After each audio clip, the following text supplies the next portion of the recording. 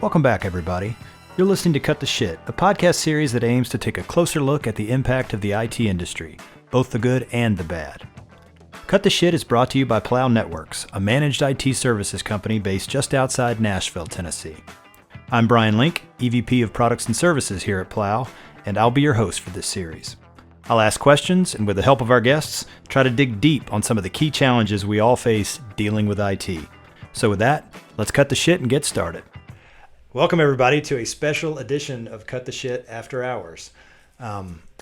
Unlike our other After Hours episodes, this one does not come to you on an anniversary or a big change in the news cycle or the markets that we wanted to talk about and pontificate on.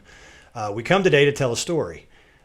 And fortunately, it's a story with a happy ending, but it started out, or it really got to a point where it could have turned into a potential, I won't say nightmare, but a very bad situation for our company, Plow Networks. As many of you know, hopefully you've been listening to the podcast, we've had a number of episodes that have dealt with security over the past 3-4 months. We've covered cybersecurity insurance. We've talked about ransomware. We had an expert on talking about security specifically.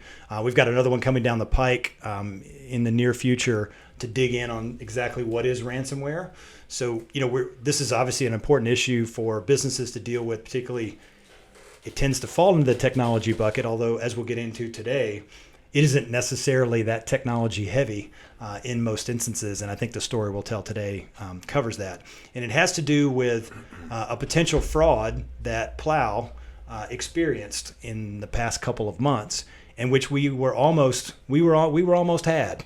It was very, very close. And so what I thought we would do today is Brian Law and Cameron Plato are with me again as usual. Brian was the point person on this particular, I'm going to use the word deal lightly or loosely, since it wasn't really a deal, but that was sort of how it started out. And it's a particularly interesting form of social engineering that these guys used.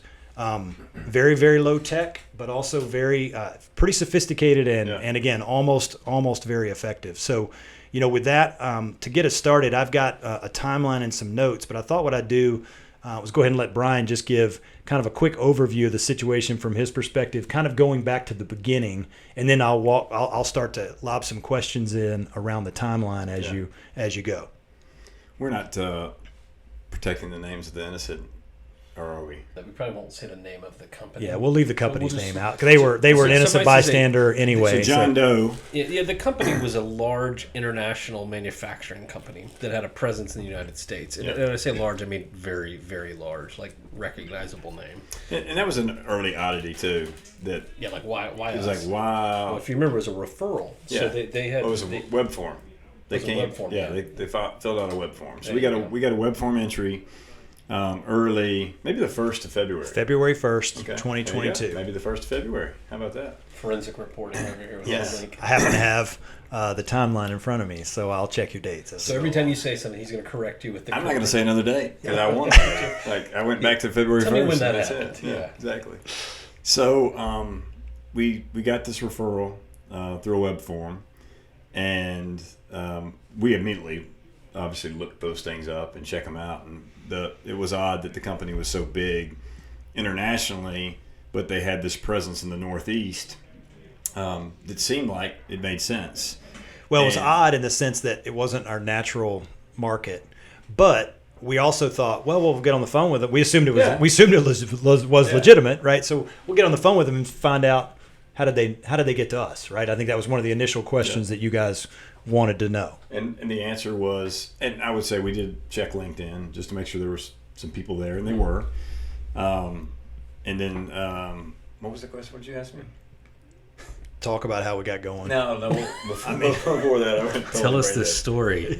Yeah, I was just trying to get us how it got started. So setting up the call was the next step of the process, and because you had a little bit of a spidey sense that it was like, let's rule it out, right? And the answer to the referral was, we went to Cisco's page and saw you guys listed as a partner of Cisco's.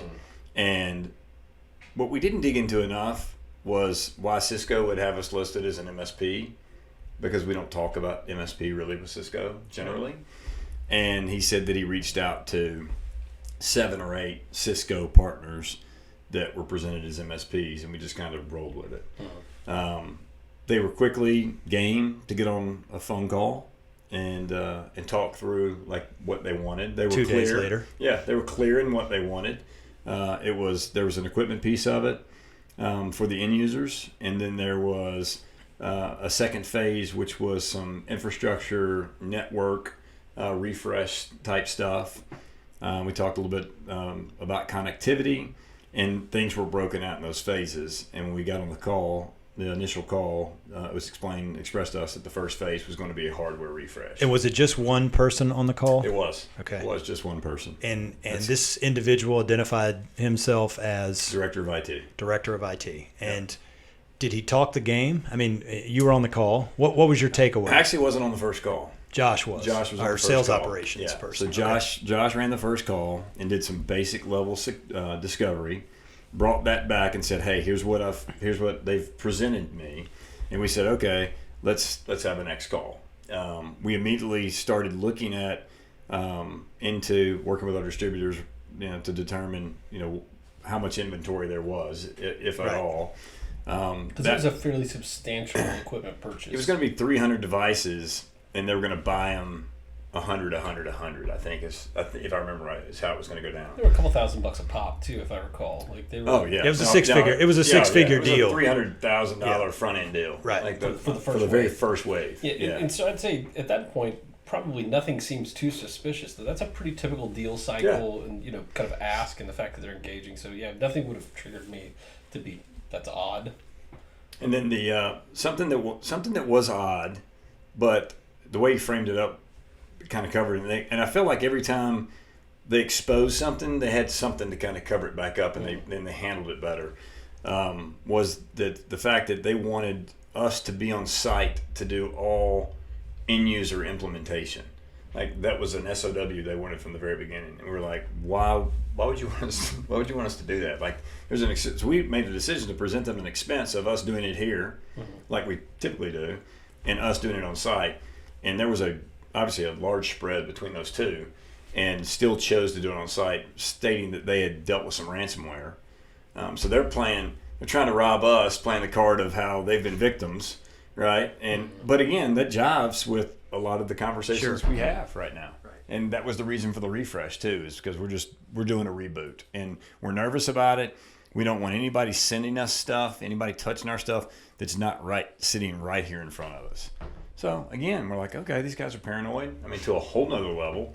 But I mean, it's something we can do. And so, I know one of the things that we would normally do in that situation is talk to them about, their CSP relationship, Office 365 licensing. I assume that happened. Yeah. Is this when you got involved? Were you on the call at this point? Yep, it was. So. And you asked for that, and what was their response at that point? They said that they were familiar with NCE, New Commerce Experience, and that was already being handled in present state with their current MSP, who was also their CSP, and that they were just going to go month to month. They understood that the pricing was higher, but they were going to go month to month, and they wanted to do that as a part of the network infrastructure refresh. So they went back to, we want to buy devices first, right, and then we'll go from there. And again, at this point, that's still.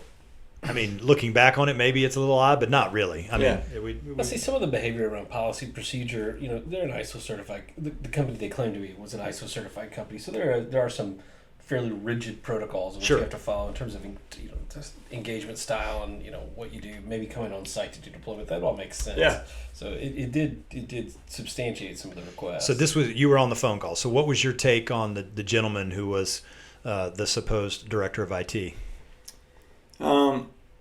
First of all, he stood us up a couple times. There was a challenge in getting things locked down on the calendar, and our guys had started to kind of get frustrated. The engineering resources we had bringing to the call to start talking about the managed services started getting frustrated with it.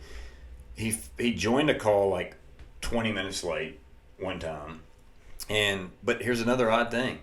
There's a number listed in his signature.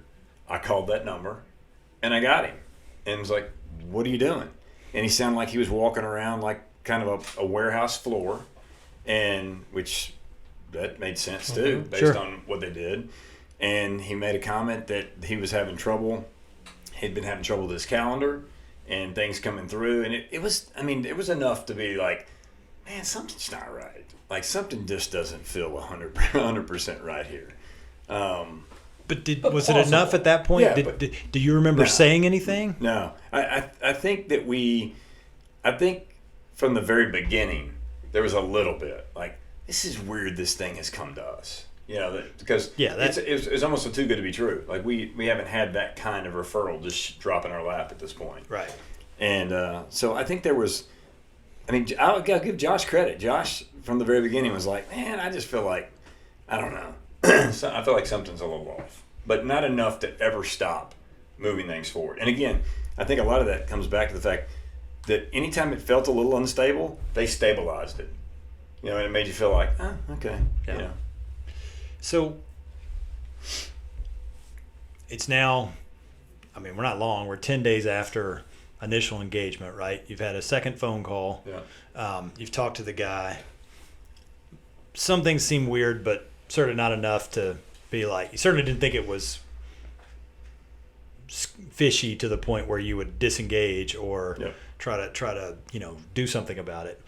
So what happens next? Where do we go from here? Josh uncovers the fact the equipment they've asked for is, I don't know if it's completely outdated, but it's not the newest. And he lets them know that, hey, gives them a different SKU and walks them through that process. And, they reply back and they're super thankful for the catch. And really, that was probably the first time at this point, we're envisioning that we're against 5 or 6 or 7 different people, right? It's not just a, hey, you assumed it's a bake-off. It's your right, deal, yeah. for sure. And for the first time, they use some buying language in their return reply, like, hey, thank you for catching this. Nobody else did. Great job, kind of a deal. And I don't remember exactly what they said, but they said something that made you think that, I remember Josh and I having an exchange going, that's a pretty good sign. Right. Well, if you recall, wasn't that the time that they said, hey, we need to kind of get you set up in a purchasing.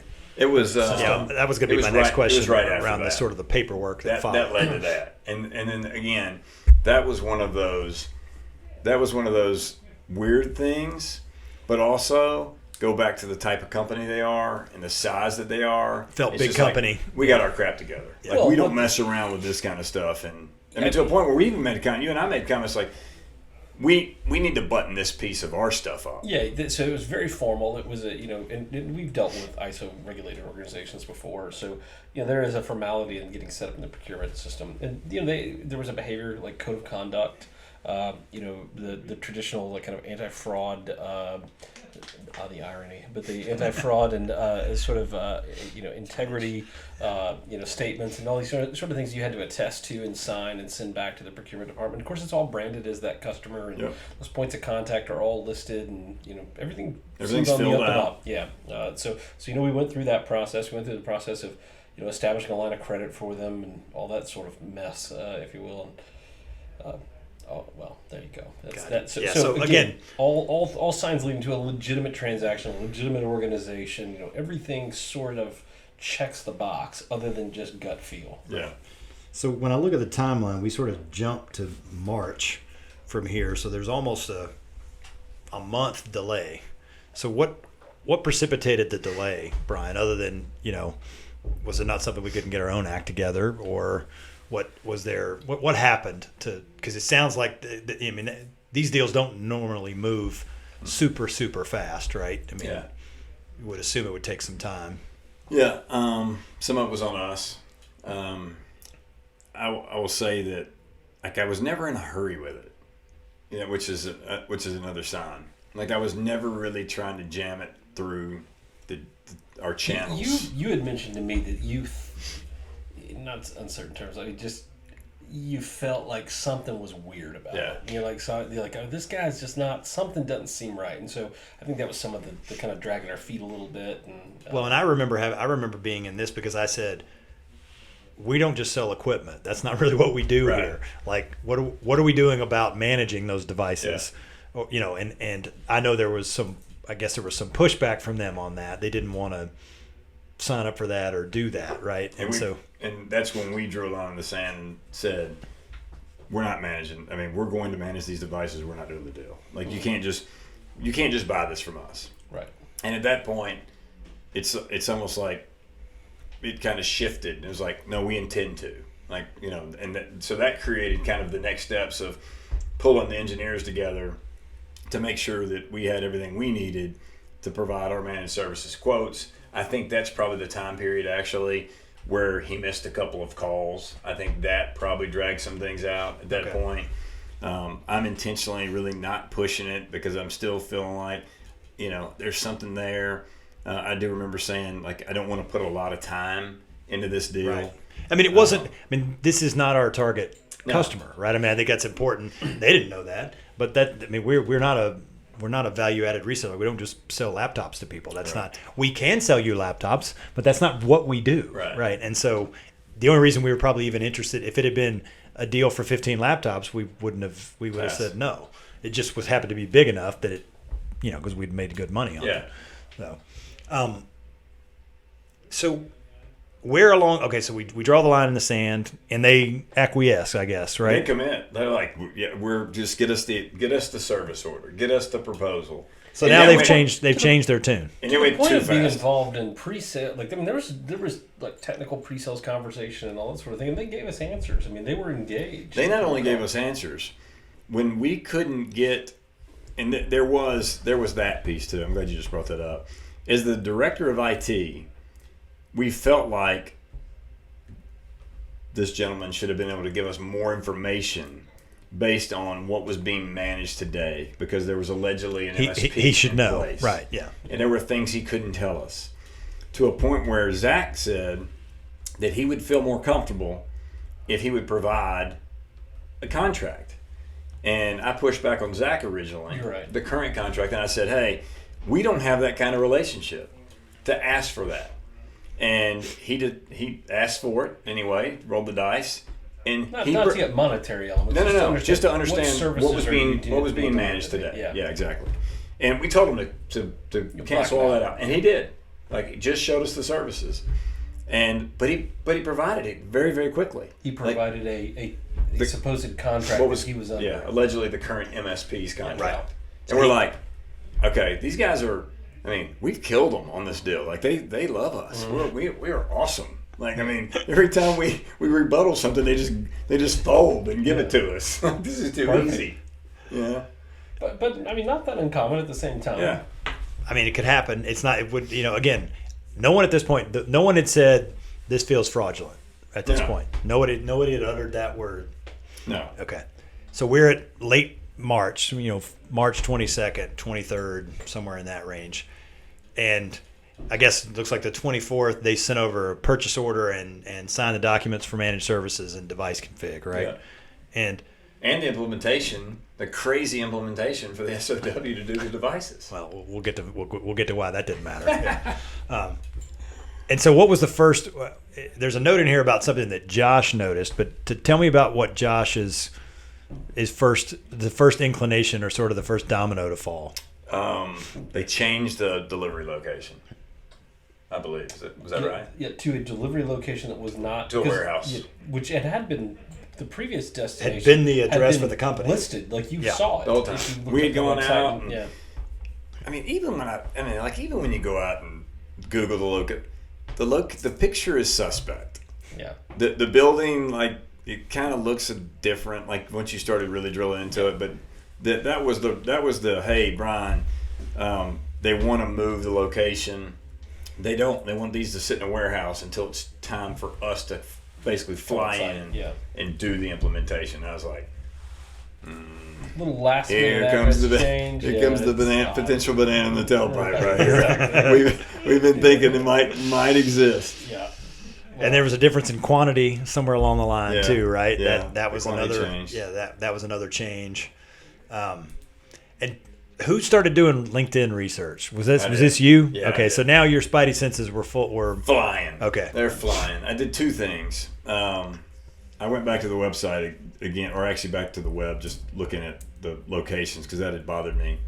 LinkedIn, there's just no following. A couple of these guys didn't exist, which is odd because these guys are real guys. Like they really used real names inside this organization to pull this off. But where I really went is I went back to the documents they sent over with all of the credit information because I'd never drilled into that. I just sent it over to sales operations and said, hey, they're obviously going to make our life a lot easier. And again, at that point, they hadn't necessarily chosen us. So it was just kind of like they're kind of getting ready. And as I started looking at the documents, I noticed a couple of words that were misspelled. I went back to the email that had those 5 or 6 attachments. The wording was not, like the language was off. There was some run-on stuff. Like it started feeling more, fishy. Yeah, they're an international organization. I mean, they're a German-based company, so there was that. So that gave you a little bit of pause, and then maybe it got lost in translation somewhere. And the guy that we were talking to didn't have the best English from the very beginning, right? So I was kind of given But the other thing that was odd about it is that email in this massive organization with the references and the credit and all, came directly from the CFO. The CFO sent the email himself. Correct. And I was man, why would he? Yeah, there'd be a purchasing person that would do that. Yeah. And then when I went out, and one of the other things that we found was the CEO that was listed on the reference form. As I went out to LinkedIn, hadn't been their CEO for 5 years or 6 years or 7 years. So now it's really starting to get a little stinky. Mm-hmm. Like, here we go. So when was the decision made to try to call the office? Immediately. Okay. That all happened within an hour, 2 hours. And I called, I found a number online that was an 800 number for a larger entity. And then inside that 800 number, there was an 800 number for this subset. So I called it because the number that we called from the credit forms was a disconnected number. Right. I said something even crazy. It was even crazier than that, actually. I don't remember what it was. So I get to the actual IDR tree inside the right organization and put in the 2 names that we have, one that we've been talking to the entire time and the other of the CFO, and I ring right to him. And the voicemail greeting that I get from the guy we had dealt with the entire time was not the same person that you'd been talking that I'd been talking to. So then I turned and I had Josh also call and just make sure I wasn't crazy. And he was like, the guy actually answered. He actually answered this time. And Josh said, hey. The real guy at the real company. The real guy at the real company. The real VP of IT. Yeah. And he said, but us, we haven't had a conversation with you guys, haven't put in an order with you guys. And I think that he mentioned that was the second time this had happened with them. So they'd been a vehicle before for potential scam. Yep. And so at that point, I'm assuming we went dark. Well, we had a lot of internal conversations about things. Well, I know we had some strategies about what we should do. Yeah. Yeah. But you did talk to law enforcement, did you not? I did, yeah. I called, I've got a really good buddy at the TBI and reached Tennessee out to Bureau of Investigation for those of us who are not from Tennessee. Josh, we have a worldwide audience. Bro. Yeah, my bad. Yeah. Josh had actually already filed a claim with the FBI. Everybody knows what that is. Yeah. That'd be the Federal Bureau of Investigation. In case you didn't know. Just making sure. In the EIEI. No. And so I called my buddy and was kind of asking for some feedback about what to do, what we should do, and what he thought about some of our plans. And while he thought they were amusing, he didn't think they were very good ideas. That was a box of snakes. Yeah. And he said that they'd been filed, and that what we had done was going to hopefully help somebody else ultimately. Right. And the fact that they didn't get any money from us kind of locked it down, and there was really no real harm, no foul. Right. It was an attempted fraud. It wasn't an actual fraud. So, kind of looking at it, doing a little bit of a breakdown, this was what I thought was interesting about it. We live in a world of IT security, right? And we provide identity and access management services. We sell multi-factor authentication. We sell firewall devices for whitelisting and blacklisting and managing, ingress and egress on networks. We have partners that have multi-million-dollar security operations centers and anti-DDoS software and all this. I mean, literally tens to hundreds of millions of dollars of investments tied up in security services to stop fraud, right? Yeah. And these guys used a telephone and email. And that's it. And apparently, a computer, right? to gin up fake Word documents.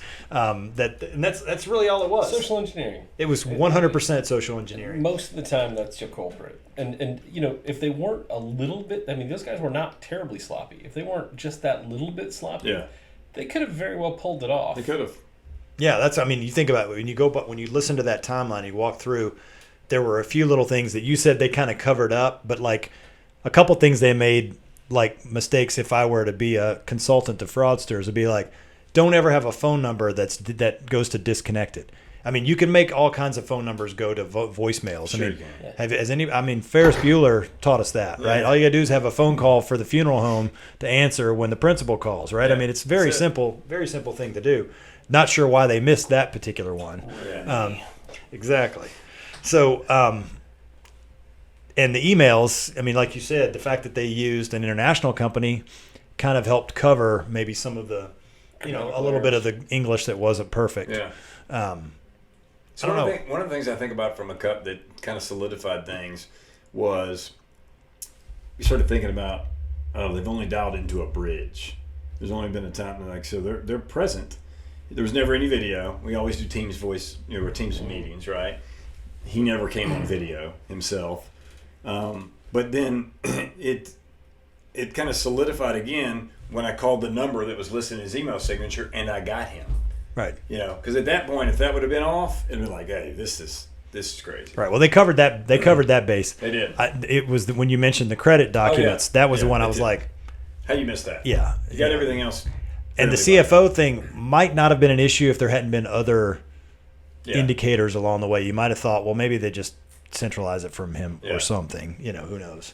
I just think it's important. It was close. Yeah, I was going to say, I think it's important to point out how close we were to placing the order and going through with this, right? I mean, and you think about one of the things that, back to the social engineering piece, one of the things that I think is brilliant is attacking the sales and marketing arm of an organization. I mean, because they want to say yes. Happier sales guys, man. That's right. They want to say yes. Like, satisfy.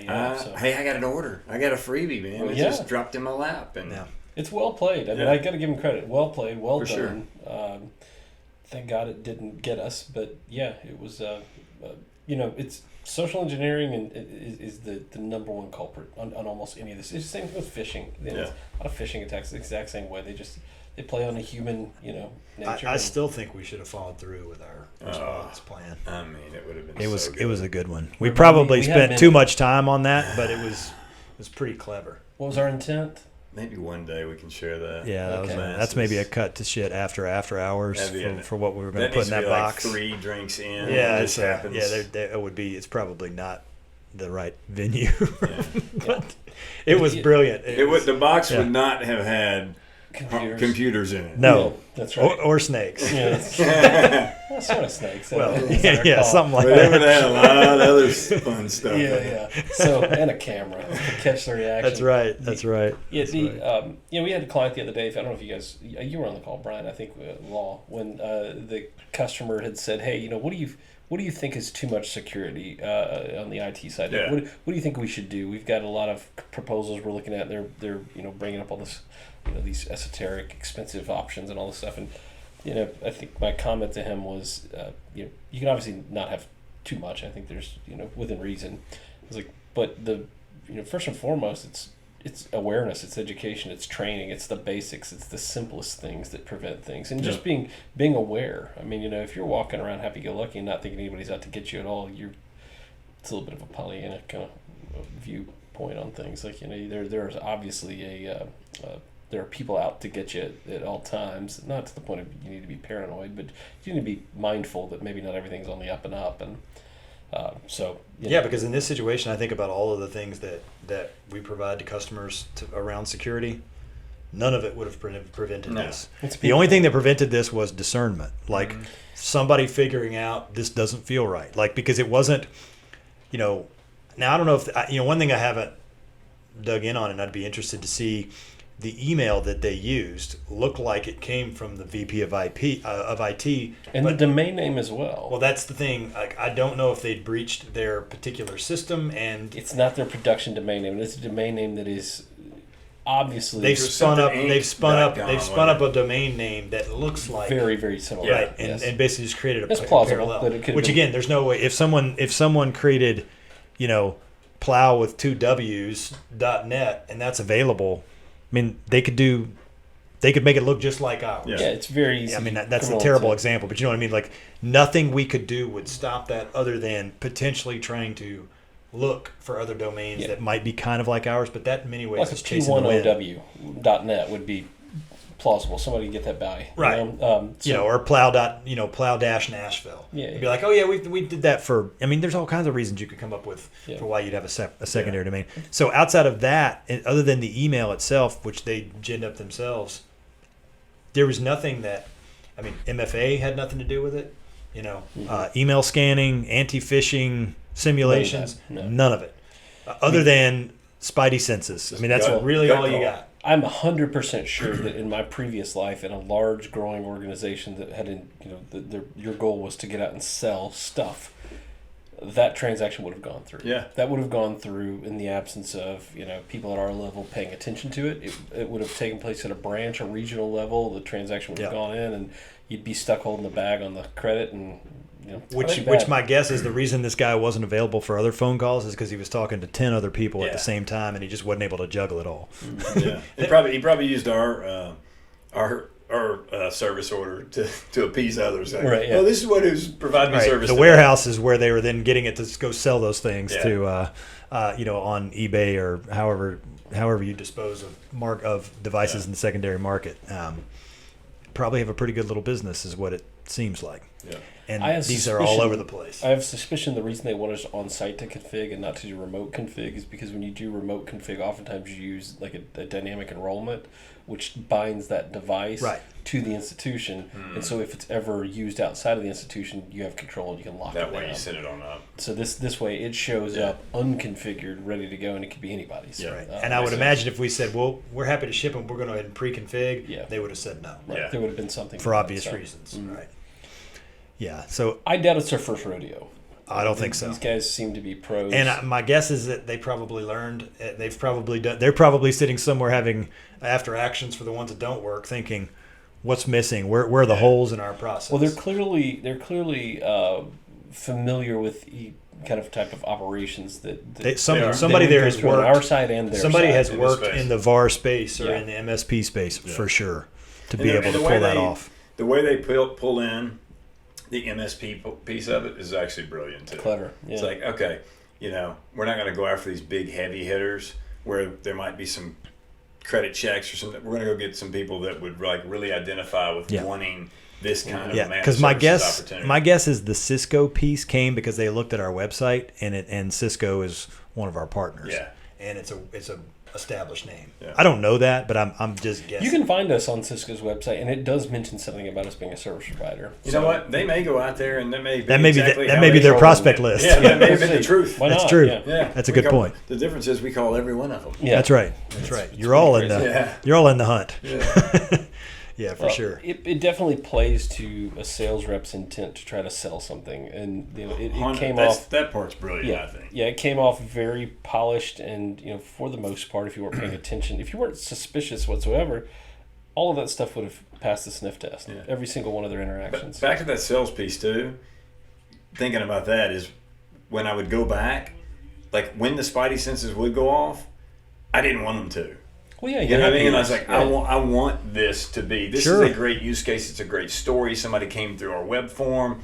Kudos to marketing for doing the things that they're doing to get us recognized. Like, I wanted the whole. You wanted it to be real. Yeah, for sure. So I kept. So it was there, but it just, there was a time. I think I told you, Cameron, a couple days before the PO came through. that's when I really was like, you called it, man. You're like, man, something's this just not right. I don't know what it is. Like, I want it to be. You said, do me a favor, take a look at this. I'm not even going to tell you anything about it. Just tell me if you think anything looks out of sorts, just to kind of get a objective kind of view. And when the warehouse change happened, it was like that's when I said I don't know about that. That's a weird one. Like this little 11. I give Josh credit too, man. Josh was suspicious. Yeah, he was suspicious the whole time. Yeah. But I think there's a lot of people that would not have been. And I think when you talk about a bigger organization, I think our biggest protection. And we don't have a real aggressive. We don't have a real aggressive sales culture. We don't have a big sales force like full commission guys or people out really. Make this happen. Right. I mean, we don't. That's not kind of. That's what I'm saying. I mean, we want to get a sale too, but absolutely, people would have driven that deal through. 100%. Yeah. So it's scary, but people work hard to defraud others. Like, I mean, they go out of their way. I mean, these guys put in some time and effort on this. It was not, this was not a fly by night. Just some guy decided, hey, I think I'll call somebody and see if they'll send me some computers. I mean, I don't know if we want to open this up to other things we've seen as of late, but I mean, we have seen more on behalf of or by proxy for our clients. We've seen more ransomware, fraud, phishing. Like we had a client recently. Organization was compromised to elevate a privilege access, phishing attempt. They got in, they established their own emails essentially, and spoofed the CFO, sent out new payment wiring instructions to receive payments. Now you think about, ultimately, I think that all got caught. We figured it out, sorted it out very quick, But it was close. It was really close. Very close. Yeah. So imagine the precarious situation you're in with your clients at that point. The clients paid the bill. You just didn't get the money because someone masquerading as you, told them where to send it. Right. So what do? You write that off? Because I know I'm not going to go back to my customer and be like, sorry, you sent it to the wrong place, but you still owe me money. Right. That's a weird situation. And cyber liability is not going to cover something like that. Yeah. So that's tough. Yeah, it's a bad situation, but I don't think anybody can be too careful right now. And again, it's another one that was, as far as the tech went. Now, if they'd had MFA, that probably would have been avoided. They could have missed it. But even so, it was a phishing email and then some configurations inside an admin tool. So it wasn't real complicated. I'm a big believer. Education and MFA will take care of about 90% of those types of issues. Sure. And that's just and then if you got privilege access management, it takes it to probably 95 about plus. Yeah, exactly. I think Scott Augenbaum, former FBI, now security speaker, book writer. I mean, 5 years ago, 6 years ago maybe, his three staples were two-factor authentication, backup.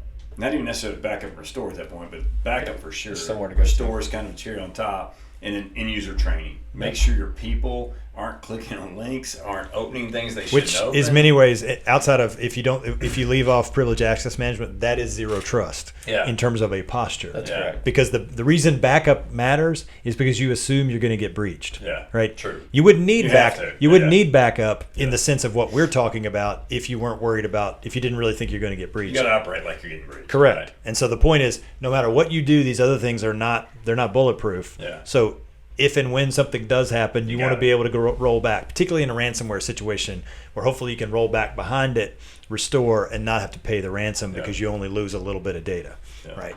Because that's really where ransomware has been so. That's why it's been so successful. And it's not the big guys. I'd argue if anybody in this, if anybody's listening to this podcast, I sure as hell hope at least one person is. And thank you. Wow. Yeah. Thank you if you are. Send us a note. Thank you, whomever you are, sole listener. person. But this was for you. Hey, kids. In fact, the first person that sends us an email, we'll send you some special bourbon glasses. Yeah, I'm good with that. Yeah, so it's some swag, 3:30 Central Time on May 11th. So if someone sends us an email saying I heard you, I'm not listening. Yeah, you'll get two cut the shit branded bourbon glasses. Very nice, and we'd be happy to send them to you. You have to send us your address too.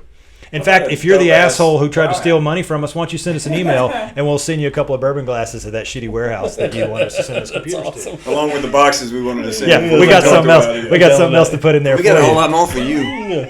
So I was going to say, but the people we've seen being compromised are small shops. It's not like you have to be a big shop to be targeted. It's about getting in and getting out. We're finally starting to see them run they'll pick an industry and a geography and they'll just start running through. Well, and they kind of know how to speak the speed. They're small, but I think the honey hole, based on my conversation with the cybersecurity guys, are mid-sized companies too big to be small, too small to be big, Yep. who have been around a while, so they've got legacy systems. That's They got file shares. They got a lot of information. They got a lot of access to various systems, usually multiple locations. So Target marketing. and Did a good job. And if they get in there and get ransomware installed, they literally, they are holding people hostage in a big way, and it's expensive. it's what these people are having to pay is no joke. Right. Yeah. Many of them are. It's existential. If you look at the numbers of post ransomware, the number that end up going out of business is shockingly high. Like it's over 50%. And I think the bigger companies these bigger mid-sized companies are surviving it, but literally these are large privates or debt financed, and they are. This is bad news. Yeah. We're talking about email, right? That's the vector. It's real, man. It's basic. Again, I'm not trying to say that there aren't really complex, really clever, interesting, again, the Russian in the basement or whatever, people hacking in and doing stuff. But why do that? When I ask our guys about it, they're like, why would you go to that trouble? All you got to do is send emails to people and someone will give you the credentials. Mm-hmm. It's like, it's the low, water goes to the lowest point. This is a perfect example of that, right? And so the best bet is to try not to be the lowest point. Agreed. Well, I think we've covered the ground. We still want this guy to, maybe he'll reach out to us again so we can send him that special gift we have in mind. And I don't mean the bourbon glasses. Why don't we give everybody his phone number? We know how to get hold of him. Oh my goodness, we do. Yeah, we could publish that on the website. That's true. We totally could. We'll put that in the show. We don't know what his name is. Yeah, we don't really know what his name is, but if you call that guy and he answers, tell him the boys in Brentwood said hello. The fact that his name was portrayed as Michael didn't really jive either. At the end of the day. He didn't sound like a Michael. He didn't sound like a Michael. And the real Michael sounded like a Michael. Yeah. Well, sometimes be on your toes. I'm surprised those guys, honestly, they didn't respond more to, they didn't want more information from us about how this had happened. If someone had masqueraded as Brian Law. Yeah. I'd been like, whoa, what? Tell me more. Right. Yeah. I need to. Yeah. You got time for a call? Yeah. He just nipped it in the bud. It was like, wasn't us, and we didn't place the order, and this has happened before. See you later. Maybe this is the fourth time, and he's tired of doing it. Could be. It could be. Because, what's he going to do? There's literally nothing he can do. You'd be putting on a space diaper driving across the country to whip his ass, right? I'd be ready to fight somebody. On that note, we'll sign off. Thank you guys for joining. Have a great day. I got a text while we were recording. It says, Emily, follow this 2 weeks to drop 37 pounds. And then it has like a link to click on. Yeah, that's exactly it. It's all day, every day. I wish you told me that. I've been like, in case you're example, wondering. right now. That's when you reply back and say, I'm only trying to lose 27, so sorry. 37. You lost. Oh, Idiot. We hope you enjoyed this episode. If you are enjoying the podcast, we'd appreciate it if you would become a subscriber wherever you get your podcasts. And if you could rate and review the show on Apple Podcasts and Spotify, that would really help us out. Or you can just go old school and tell your friends, your family, your colleagues, and hell, anybody else who you think might want to hear something like this to listen in. If you're on social media, make sure to follow us on Twitter. Our handle is @cuttheshit_pod. We are also on TikTok @cuttheshitpod, all one word, where we post lots of clips from the podcast. And last but not least, you can also watch the YouTube version of the show on our YouTube channel @Plow Networks. Until next time, take care and have a great day.